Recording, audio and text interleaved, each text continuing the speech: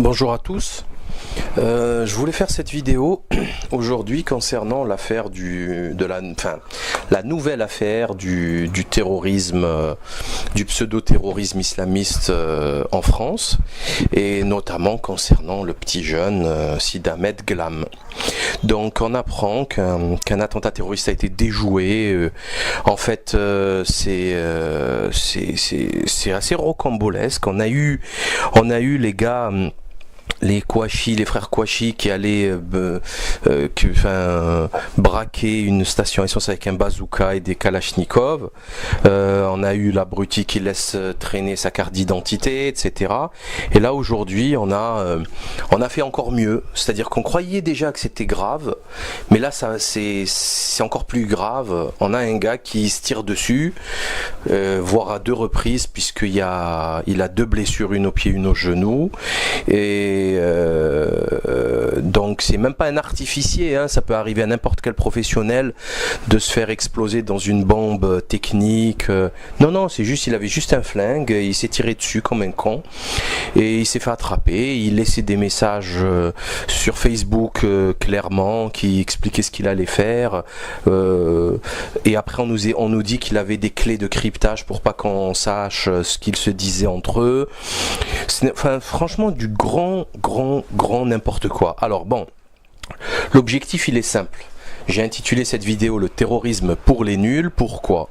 Parce que déjà quand je suis allé chercher dans la série pour les nuls le truc terrorisme, il existe malheureusement ce bouquin, et pire encore, il a été écrit par Alain Bauer. C'est pas une blague, à moins que ça soit de l'humour, mais bon, enfin il est capable, le Alain Bauer. J'ai vérifié sur internet, il est capable.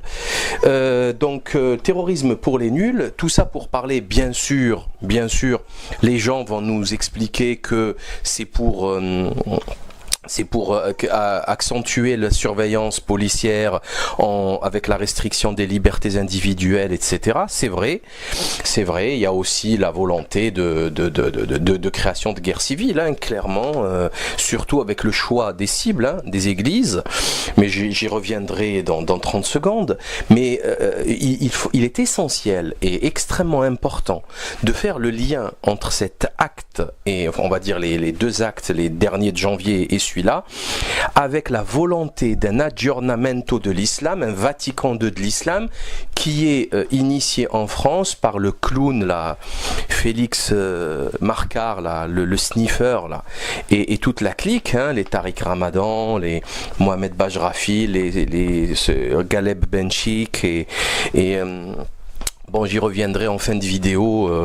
Donc ça c'est capital, parce que ça c'est spectaculaire, c'est beaucoup plus ambitieux que de fliquer les gens alors qu'on est tous fliqués. Je sais pas si vous avez remarqué, mais là on est en train de nous dire à chaque fois systématiquement qu'ils ont identifié des gens grâce à leur ADN. Alors moi je voudrais qu'on m'explique comment se fait-il qu'ils ont l'ADN de tout le monde. Voilà, ça c'est une question qu'il faudrait poser quand même, hein. Comment se fait-il qu'ils ont l'ADN du ravisseur de Bérénice, qu'ils ont l'ADN des gars qui ont dormi chez Sid Ahmed Glam? Moi je croyais que l'ADN c'était exclusivement réservé aux criminels et aux pédophiles. Là apparemment tout le monde, on a l'ADN de tout le monde en France, hein. C'est peut-être à cela que vont servir les fichiers Guthrie, hein, le fameux test de Guthrie. Mais bon, ça c'est une autre affaire. Donc je reviens à mon sujet. Donc rapidement, on revient sur le cas de Sid Ahmed Glam. Alors on a eu systématiquement, vous avez vu, hein, il y a toute la clique de ploucs qui viennent dans les médias. Alain Bauer, Gilles Kepel, Frédéric Ancel, toujours les mêmes. En France, 65 millions d'habitants, il y a 7 ou 8 experts qui viennent gloser. C'est tous des sionistes, tous des francs-maçons, tous sans exception, qui viennent gloser et nous expliquer à chaque fois. Ils nous balancent leur soupe, hein, ça fait 50 ans qu'ils se plantent, mais ils continuent, c'est pas grave. Donc c'est parti pour un tour, quoi, il n'y a pas de souci. Donc on apprend que le type il voulait donc soi-disant exploser 2 églises. Bon, pourquoi pas? Sauf qu'il y a quelque chose qui cloche. D'abord, pourquoi avoir tué la fameuse Aurélie, la conductrice? On nous dit que c'était pour lui voler son véhicule. Je suis désolé, là où était garée cette conductrice, devant elle et derrière elle et dans le sens opposé, il devait y avoir des centaines de véhicules vides. Depuis quand on est obligé de tuer le propriétaire d'une voiture pour la voler? C'est complètement stupide. Donc ça n'a aucun sens, absolument. En plus, on se fait pas remarquer lorsqu'on veut faire un truc pareil. Le type, il a tué quelqu'un pour rien. En plus, il se blesse lui-même. On trouve son sang dans le véhicule de la victime, et lui-même qui laisse du sang partout, il laisse des kalachnikovs dans son véhicule. Enfin, ça n'a ni queue ni tête, cette histoire. Mais alors là, ni queue ni tête. En plus, il appelle le SAMU. Le gars, il se blesse par balle, il appelle le SAMU. Appelle le commissariat aussi pour déposer plainte contre lui-même. Abruti. Bon, le choix de l'église est quand même assez hallucinant. Si on veut faire le moins de victimes aujourd'hui possible, c'est malheureux à dire. Moi, ça me plaît pas de le dire. Mais il faut s'attaquer à une église. Il y a qui encore dans les églises aujourd'hui? Il n'y a pas grand monde. Mais il n'y a vraiment pas grand monde puisqu'on est en train de les fermer. On les transforme en restaurants, etc. C'est catastrophique. Donc c'est quoi ce choix d'église là pour terroriser, puisqu'ils veulent terroriser, faire peur, etc. Moi je ferais le choix d'une gare Saint-Charles, d'un TGV Marseille-Paris. Là il y a 1000 personnes qui attendent. Et je vous garantis que vous rentrez, mais tranquille. Il n'y a personne qui vous rentrez à la gare Saint-Charles avec ce que vous voulez. Il n'y a personne qui vous arrête. Hein, ça m'est arrivé 1 milliard de fois, et d'ailleurs je me suis toujours posé la question. En fait, je me suis dit que le terrorisme n'existait pas, parce que s'il existait, il y aurait des attentats avec une très grande facilité. Puis voilà, enfin, moi je rentre avec mes valises de livres, avec mes bagages, il n'y a jamais personne qui m'a fouillé. Et c'est tant mieux d'ailleurs. Vous allez faire quoi? Vous allez fouiller tout le monde? Ça n'a aucun sens. Vous allez faire quoi? Vous allez fouiller systématiquement chaque voyageur. Vous vous rendez compte? C'est invivable et c'est pas jouable. C'est pour ça que le coup de la sécurité des avions n'a ni queue ni tête. Ça n'a absolument ni queue ni tête. Et pire encore, c'est quoi cette histoire d'église? C'est quoi? C'est l'église, c'est le christianisme qui est responsable du désordre des élites maçonniques? Non mais c'est une blague. En plus avec tous les maghrébins qui se retrouvent chez Daesh et compagnie, qui se sont fait embobiner et qui savent via internet que la réalité du complot, hein, que c'est la clique d'Alain Bauer et du Grand Orient, etc. qui sont derrière. Et au lieu d'aller dynamiter une loge, ils vont aller dynamiter une église. C'est une blague? C'est de quoi on parle là? Depuis quand c'est le christianisme qui contrôle la France et qui décide d'envoyer l'armée à droite ou à gauche? Mais c'est pas sérieux tout ça. Hein, par contre, je peux vous assurer aujourd'hui que le président, le premier ministre, d'ailleurs le premier ministre est franc-maçon, le président est franc-maçon, le ministre des armées est franc-maçon, et c'est eux qui envoient depuis maintenant 30, 40, 50 ans la France-Afrique maçonnique, les scandales dénoncés par comment il s'appelle, j'ai oublié son nom, zut, ça va me revenir, bref, l'association Survie, je crois, qui faisait des conférences, qui est décédé aujourd'hui malheureusement, François-Xavier Verschave, qui expliquait l'implication systématique de la franc-maçonnerie dans les marchés truqués, dans le financement et l'armement des dictatures africaines, etc. Tout ça c'est connu de tous. Moi j'en parle depuis presque 10 ans maintenant, tout le monde le sait. Ok, c'est quoi cette histoire? Il se croit au XIIe siècle là, pendant les croisades? Qu'est-ce que c'est que ces clowneries? C'est quoi? On a le droit d'avoir 1000 ans de retard maintenant? Il n'y a pas de mise à jour peut-être à faire chez eux. Donc vous voyez très bien que c'est pas sérieux tout ça. C'est le marionnettiste qui a donné les ordres de cette pseudo-attaque n'est pas la personne que vous croyez. Ça n'a pas de sens, vraiment. Donc on apprend aussi que le Sid Ahmed Glam avait une copine. Il avait une copine, une femme divorcée avec 2 enfants, et qu'il allait voir régulièrement tous les week-ends. Donc pour un islamiste radical, c'est assez rigolo, hein. Ça c'est comme les islamistes Kouachi qui vont chez Quick manger du Krusty Bacon. Ça c'est extraordinaire, c'est magnifique, franchement c'est magnifique. Autre chose, on a trouvé chez le Sid Ahmed Glam des documents de Daesh et d'Al-Qaïda. Alors là, franchement, il faut être bien clair. Hein, entre Daesh et Al-Qaïda, mon cœur balance, je ne sais pas lequel choisir des deux. Là, il faut choisir parce que eux, les deux là sur le terrain, ils se tirent dessus, ils s'entretuent. Donc, il faut choisir son camp. Donc là, ça y est, en France, il n'y a pas de différence. Sur le terrain, ils s'entretuent, ils se tirent à vue. Par contre, chez les pseudo-terroristes, vous avez vu sa gueule. Vous savez que glam, roulam, ça veut dire rlam, ça veut dire un gamin en arabe. C'est un gamin, c'est un enfant, il a une tête d'enfant. C'est évident qu'il a été manipulé par je ne sais qui et que voilà, ils en ont fait ce qu'ils en ont fait. Enfin, c'est pathétique. Enfin, franchement, c'est ridicule, mais totalement ridicule. Il suffit de voir sa tête et savoir qu'il est là, qu'il est en France depuis pas longtemps pour comprendre qu'il est inconcevable qu'il aille récupérer tout l'armement qu'il a eu. Notamment les 4 Kalash, les brassards, les bidules. Qui va lui donner ça? Quel est son réseau? Comment? Enfin, c'est pas sérieux tout ça. C'est pas sérieux. Quand on voit sa tête, franchement, bon, sans commentaire. Il s'est même tiré dessus, il s'est blessé. Bon, enfin, les prochaines recrues, elles vont se faire où? Au collège? Vous allez les récupérer au collège, c'est ça? Ils auront 12 ans. Hein, c'est sérieux tout ça. Donc bref, nous avons vu, bien sûr, ça tombe très bien avec la loi sur la sécurité intérieure qui est votée actuellement à l'Assemblée pour fliquer tout le monde, pouvoir mettre des micros partout sans passer par le juge, etc. Donc c'est parfait, c'est nickel, ça arrange tout le monde, c'est vrai. Vous avez eu Estrosi qui, avant-hier, dimanche, sur France 3, a fait une déclaration ahurissante concernant la 5e colonne islamo-fasciste. Hein, c'est un terme qu'avait déjà utilisé Manolo El Blanco, le raciste qui pensait, enfin qui voyait qu'il y avait qu'il fallait mettre un peu plus de white au marché d'Evry, qui nous sert de Premier ministre, Manu la Tremblote. Et ben l'islamo-fascisme, hein, voilà, faut nous expliquer intellectuellement, historiquement, politiquement à quoi ça correspond, parce que on peut pas comme ça prendre des concepts européens et les poser comme ça en Orient ou en Extrême-Orient. Ça marche pas comme ça, parce que même le paradigme intellectuel de ces sociétés n'est pas le même. Ça n'a ni queue ni tête. C'est l'islamo-fascisme, enfin le fascisme italien, le nazisme, etc. Ce sont des concepts occidentaux, modernistes, progressistes, qui sont nés dans un paradigme spécifique. Bref. Donc effectivement, on a vu, il y a toute cette sauce, cette mayonnaise qui est en train de se monter sous nos yeux. Bon, vous avez entendu, il n'y a absolument aucune réaction sérieuse face à ce qu'a dit Estrosi. Il n'y a rien de lourd, il n'y a pas grand-chose.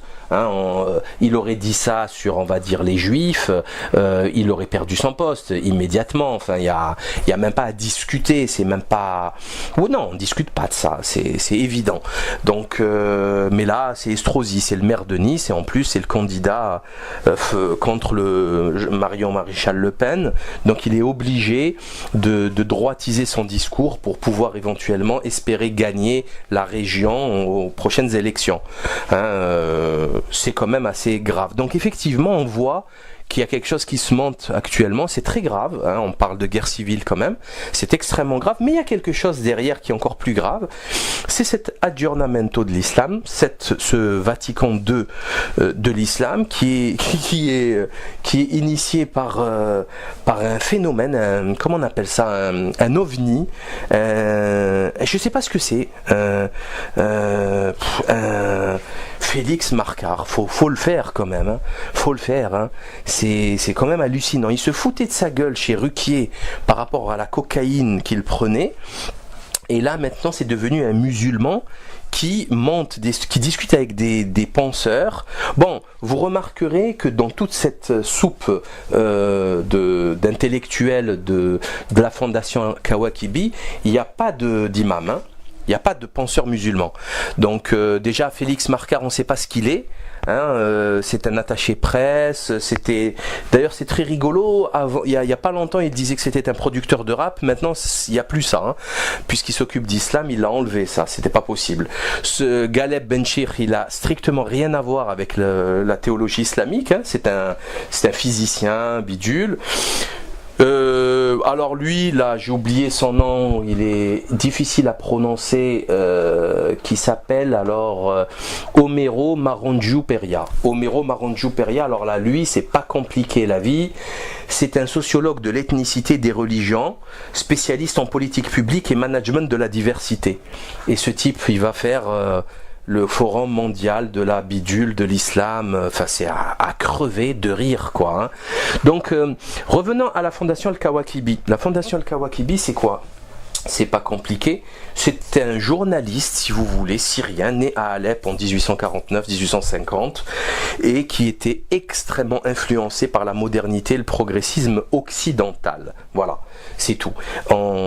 J'ai découvert des liens qu'il avait avec la maçonnerie et l'humanisme maçonnique qui s'affichent à l'écran. Et c'est un type qui a été influencé par Jamaldin Afrani et Mohamed Abdou. J'en ai déjà parlé de ces deux zozos à plusieurs reprises. Je vous avais prouvé par des documents que Jamaldin Afrani était franc-maçon et qu'il faisait partie de la loge Luxor. Et j'avais parlé aussi, parce qu'il en parlait sur plusieurs pages, Louis de Maistre dans le livre L'énigme René Guénon et les supérieurs inconnus aux éditions Arche Milano.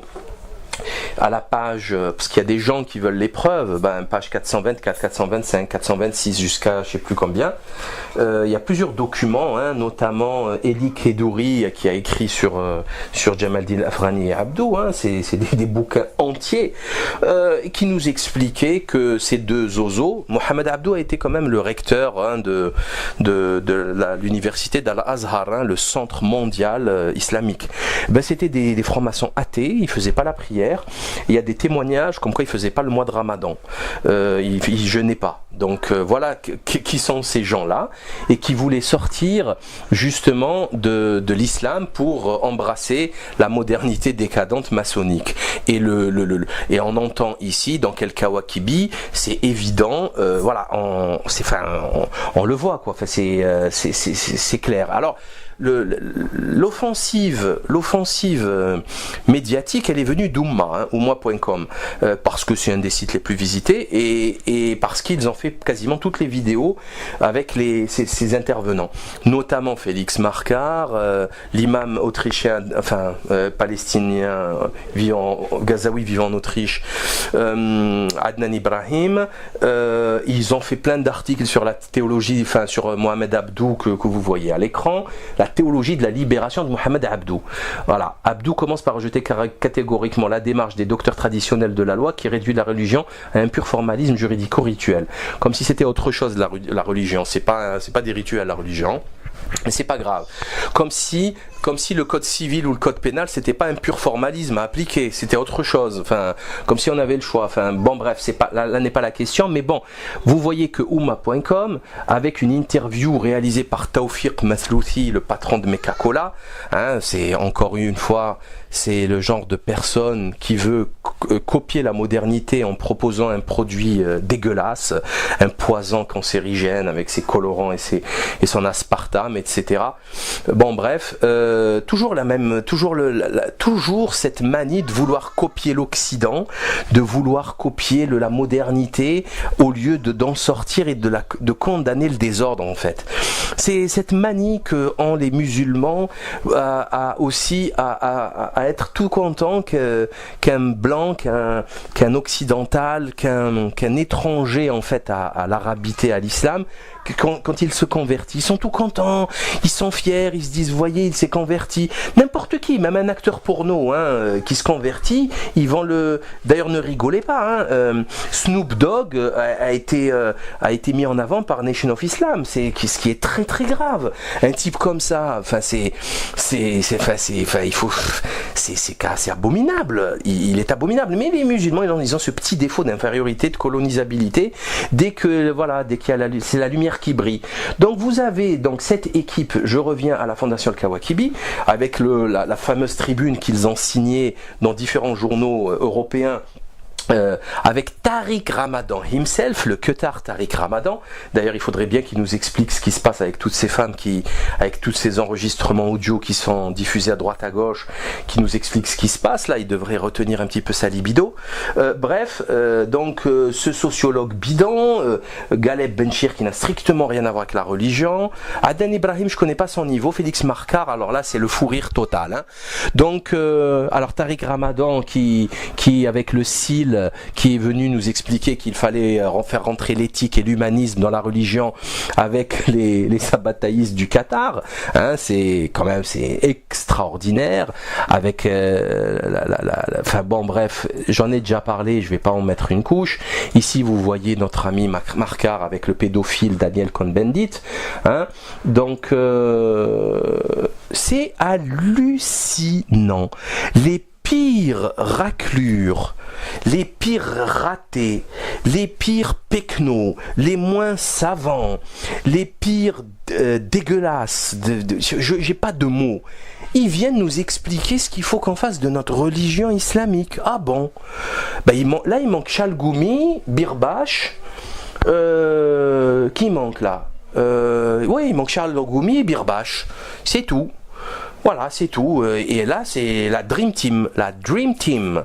C'est n'importe quoi. Ils ont fait un truc. Ils ont lancé la fondation de Kawagibi. Ils ont invité Finkelkraut. Mais qu'est-ce que c'est que ce cirque ?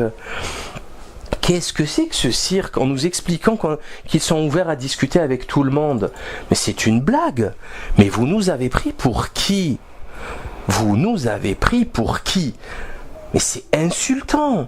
Alors croire ça, c'est comme croire l'œcuménisme grossalien de la dernière conférence pathétique. Heureusement d'ailleurs que l'imam Rahawi n'y a pas participé. Franchement, il s'est économisé un siècle d'explications et d'excuses. C'est une catastrophe. C'est comme l'œcuménisme grossalien. Vous avez un gigolo zoophile, un pecno de toxico, qui vient nous expliquer qu'il va discuter avec des imams, et qu'un imam et un juif qui est athée d'ailleurs. Jacob Cohen est un franc-maçon athée, il n'est pas juif pratiquant, il a strictement rien à voir avec la religion juive. Donc c'est un petit peu la même chose en fait, c'est du grand n'importe quoi. Alors qu'à ces places-là, on devrait avoir des grands penseurs, enfin c'est des grands religieux. Un religieux musulman, il faut que les gens le sachent, surtout les occidentaux, que ce soit les musulmans ou pas, parce qu'ils le savent pas ça. Ils ont vécu avec des petits imams de banlieue là, qu'on leur envoyait du bled, et qui souvent, enfin, sont d'une grande médiocrité, pilotés par les services étrangers ou français. Non. Un imam, c'est un minot qui connaissait le Coran par cœur à 7, 8 ans, 9 ans, qui connaît des centaines et des centaines de paroles prophétiques par cœur, qui connaît la jurisprudence, qui connaît toutes les règles de mariage, d'héritage, de toutes les... Enfin, c'est ça un shir, c'est ça un imam. C'est pas les sociologues et autres psychanalystes à 2 balles que l'on entend à la radio, comme je l'ai déjà dit, hein, que ceci soit clair. Donc faut arrêter maintenant les bêtises. Du coup, bon, qu'est-ce que vous voulez que je vous dise de plus ? C'est tellement pathétique, tellement grossier, tellement alors que le Galeb Benchir qui s'entend lui-même. Il parle, il s'entend parler. Quand il parle, on a l'impression qu'il est là pour poser 2-3 nouveaux mots techniques pour effrayer pour impressionner le chaland, quoi. C'est ridicule. Signalant que son frère, qui était moufti de Marseille autoproclamé, est un alcoolique et qu'il n'a strictement rien à... Moufti autoproclamé qui boit de l'alcool. C'est quand même grave. Rappelant que David Boubeker ne prie pas. Le recteur de comment on appelle ça, l'imam de la mosquée de Paris, il ne fait pas la prière. Il y a plusieurs témoignages concernant Tariq Ramadan de même. Donc ici on a quand même, c'est une invasion, c'est une attaque en règle coordonnée de gens qui n'ont strictement rien à voir avec l'islam et qui viennent nous expliquer qu'il faut réformer je ne sais quoi. Alors c'est comme si on disait qu'il fallait réformer la médecine parce que Big Pharma a... Non, c'est une histoire politique, ça n'a rien à voir avec la religion tout ça, c'est une histoire politique, c'est-à-dire qu'il y a des voleurs, des faussaires, des imposteurs qui ont fait rentrer le fric, l'argent, le pouvoir du fric dans la médecine. Il faut les punir, le code pénal le permet, il faut les mettre en prison et redonner un peu il faut revenir à un état normal de fonctionnement.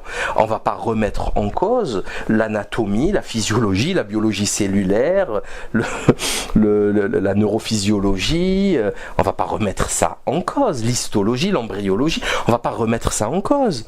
Donc c'est exactement la même chose pour l'islam. Moi je suis musulman, je veux pratiquer ma religion, je veux la pratiquer telle que Dieu me le commande. Je vais pas influencer ma pratique par un connard de franc-maçon dégénéré qui a décidé du jour au lendemain de venir représenter je ne sais quelle, par magie, quelle fondation bidon. Ceci est insupportable. Donc à vous de vérifier toutes ces informations et de harcelez-les sur les réseaux sociaux, moquez-vous d'eux, quoi. Quels sont vos bagages, quoi. Enfin, depuis quand un sociologue il parle de, enfin, dégagez-moi. Au moins Vatican II ils ont fait ça avec des cardinaux, c'était classe, quoi. Au moins Vatican II ils ont fait ça avec des gens de niveau. Là, ils ont pris les mecs, ils les ont pris au caniveau, quoi. Il va dans des bars, il prend un mec, il va dans un truc de rap, il prend un gars, non mais faut arrêter, ça suffit maintenant, ça suffit. Il manque quoi? Il manque un footballeur là. Il manque un footballeur, un rappeur. Non, le rappeur en l'a déjà, Félix Marca. C'est bien. Bon, ça suffit. Hein, voilà. Donc c'était pour vous dire ça. Tout ceci est lié. Ça ne peut pas être dû au hasard. Alors je dis pas que c'est eux qui ont fait l'attentat, mais il y a quand même j'ai jamais dit ça, et c'est absurde que de dire une chose pareille. Je veux juste dire que ça tombe bizarrement bien, et il y a des gens qui utilisent tout ça pour faire avancer leur pion et leur agenda. Donc cette laïcisation de l'islam, quand on va vous parler d'humanisme, etc., elle va manipuler, tromper plein de musulmans. Parce que ne croyez pas que vous allez y échapper. Les chrétiens, ils étaient aussi spirituels et religieux que les musulmans. Ça s'est transformé en un bataillon de dégénérés. Voilà. Les femmes, elles s'habillent comme des prostituées. Les femmes de 2015 s'habillent comme les prostituées de 1990, et ça choque personne. Hein. Les femmes s'habillent comme des prostituées, comme si elles allaient travailler pour attirer des. C'est catastrophique. Les transsexuels, les bidules, l'alcool, la drogue, l'avortement, la dépravation, le mensonge, le divorce, les enfants mal élevés, la tromperie, le mensonge, tout ça n'est pas venu d'un coup. Ça s'est fait sur 10, 20, 30, 50 ans. Et c'est ça qu'il faut combattre. C'est ça qu'il faut combattre. Donc à vos claviers et à vos soirées en discutant avec vos proches, détruisez cette mascarade et ne laissez pas faire le désordre. À très bientôt.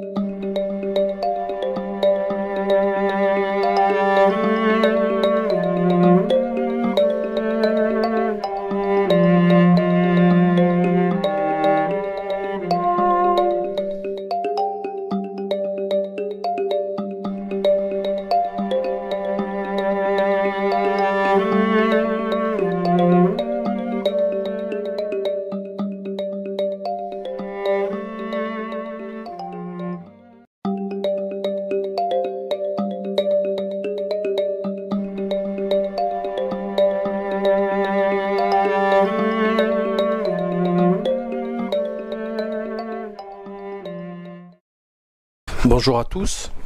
Je voulais faire cette vidéo aujourd'hui concernant l'affaire la nouvelle affaire du terrorisme, du pseudo-terrorisme islamiste en France, et notamment concernant le petit jeune Sid Ahmed Glam.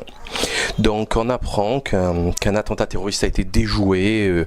En fait, c'est assez rocambolesque. On a eu les gars les Kouachi, les frères Kouachi qui allaient braquer une station essence avec un bazooka et des kalachnikovs. On a eu l'abruti qui laisse traîner sa carte d'identité, etc. Et là aujourd'hui on a fait encore mieux, c'est-à-dire qu'on croyait déjà que c'était grave, mais là c'est encore plus grave. On a un gars qui se tire dessus, voire à 2 reprises, puisqu'il a 2 blessures, une au pied, une au genou, et donc c'est même pas un artificier, hein, ça peut arriver à n'importe quel professionnel de se faire exploser dans une bombe technique. Non, c'est juste, il avait juste un flingue, il s'est tiré dessus comme un con et il s'est fait attraper. Il laissait des messages sur Facebook clairement qui expliquaient ce qu'il allait faire, et après on nous dit qu'il avait des clés de cryptage pour pas qu'on sache ce qu'ils se disaient entre eux. Enfin, franchement, du grand n'importe quoi. Alors bon, l'objectif il est simple. J'ai intitulé cette vidéo le terrorisme pour les nuls. Pourquoi?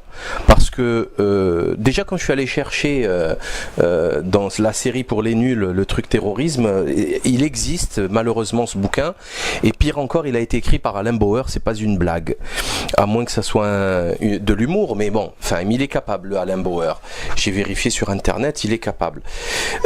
Donc terrorisme pour les nuls, tout ça pour parler, bien sûr, les gens vont nous expliquer que c'est pour accentuer la surveillance policière avec la restriction des libertés individuelles, etc. C'est vrai, il y a aussi la volonté de création de guerre civile, hein, clairement, surtout avec le choix des cibles, hein, des églises, mais j'y reviendrai dans 30 secondes, mais il est essentiel et extrêmement 30, 40, 50 ans. La France-Afrique maçonnique, les scandales dénoncés par comme il s'appelle, j'ai oublié son nom, zut, ça va me revenir, bref, l'association Survie, je crois, qui faisait des conférences, qui est décédé aujourd'hui malheureusement, François-Xavier Verschave, qui expliquait l'implication systématique de la franc-maçonnerie dans les marchés truqués, dans le financement et l'armement des dictatures africaines, etc.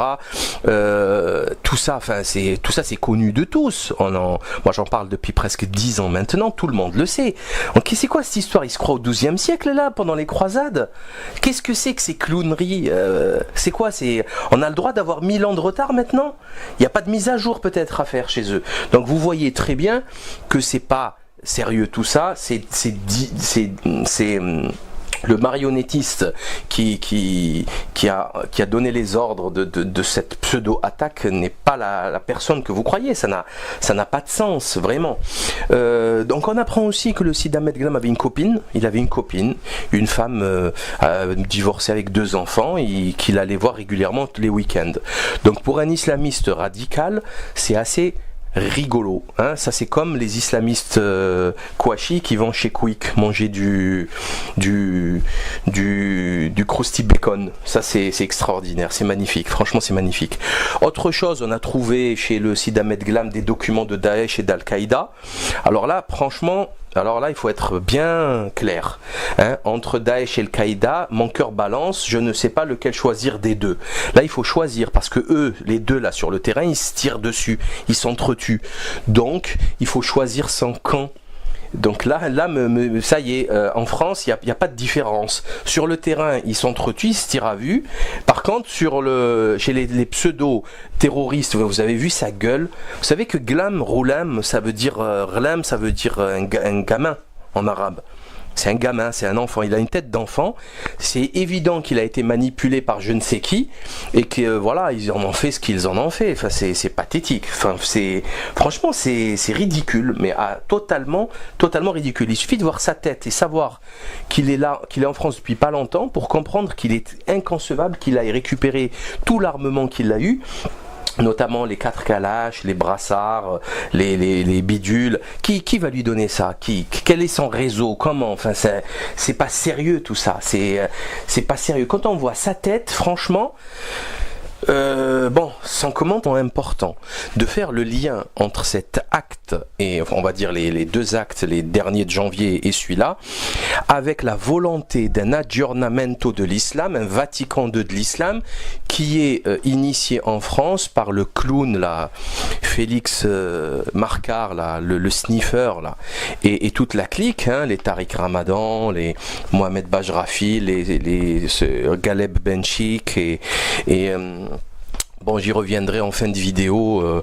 Donc ça, c'est capital, parce que ça, c'est spectaculaire. C'est beaucoup plus ambitieux que de fliquer les gens alors qu'on est tous fliqués. Je sais pas si vous avez remarqué, mais là, on est en train de nous dire à chaque fois systématiquement qu'ils ont identifié des gens grâce à leur ADN. Alors moi, je voudrais qu'on m'explique comment se fait-il qu'ils ont l'ADN de tout le monde. Voilà, ça, c'est une question qu'il faudrait poser quand même. Hein. Comment se fait-il qu'ils ont l'ADN du ravisseur de Bérénice, qu'ils ont l'ADN des gars qui ont dormi chez Sid Ahmed Glam? Moi je croyais que l'ADN c'était exclusivement réservé aux criminels et aux pédophiles. Là apparemment tout le monde, on a l'ADN de tout le monde en France. Hein. C'est peut-être à cela que vont servir les fichiers Guthrie, hein, le fameux test de Guthrie. Mais bon, ça c'est une autre affaire. Donc je reviens à mon sujet.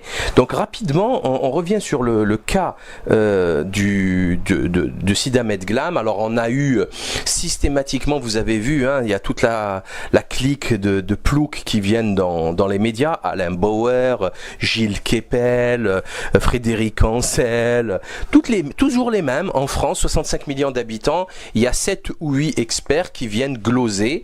C'est tous des sionistes, tous des francs-maçons, tous sans exception, qui viennent gloser et nous expliquer à chaque fois, ils nous balancent leur soupe. Hein, ça fait 50 ans qu'ils se plantent, mais ils continuent, c'est pas grave. Donc c'est parti pour un tour, quoi, il n'y a pas de souci. Donc on apprend que le type, il voulait donc soi-disant exploser deux églises. Bon, pourquoi pas? Sauf qu'il y a quelque chose qui cloche. D'abord, pourquoi avoir tué la fameuse Aurélie, la conductrice? On nous dit que c'était pour lui voler son véhicule.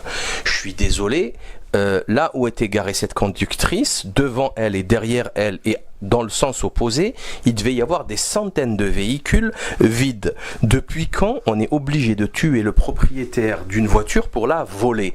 C'est complètement stupide. Donc ça n'a aucun sens, absolument. En plus, on se fait pas remarquer lorsqu'on veut faire un truc pareil.